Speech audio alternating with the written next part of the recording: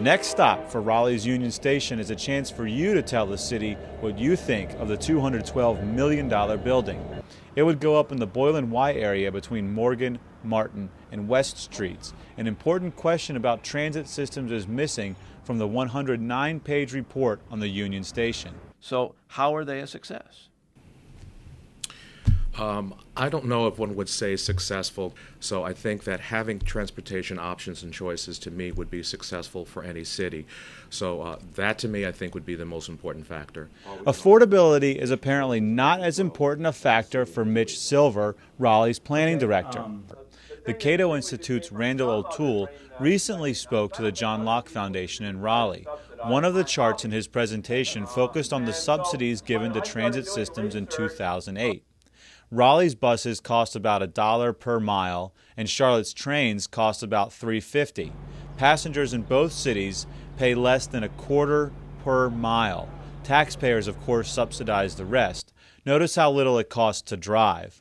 O'Toole says cities are reacting to incentives from the federal government. We see city after city saying we have to have a train to be a world-class city. What they really mean is the federal government is handing out huge amounts of money to cities that will build wasteful transit systems. The federal government would pay 80% of the bill for Union Station, Raleigh 10%, and the state would pay the other 10%. Raleigh's planning director, Mitch Silver, says that's a deal for local residents. Planners point to the old world as inspiration for their transit plans. If you look at Europe and other countries, moving to more transit as an alternative is huge to the economy of any city, and so we believe it will have a similar effect here in Raleigh. O'Toole would say the effect is to put more people in cars and on the roads. Here's another of his slides. It shows per capita driving in some of Europe's largest cities on the rise since 1960.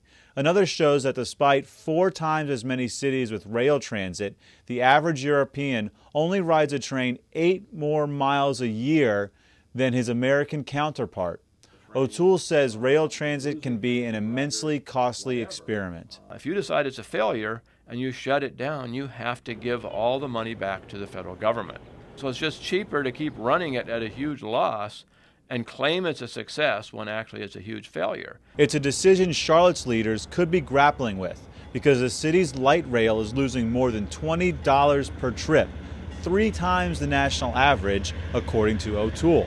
Union Station is the most visible part of Raleigh's rail transit plans. It would be built where those brick buildings are behind me.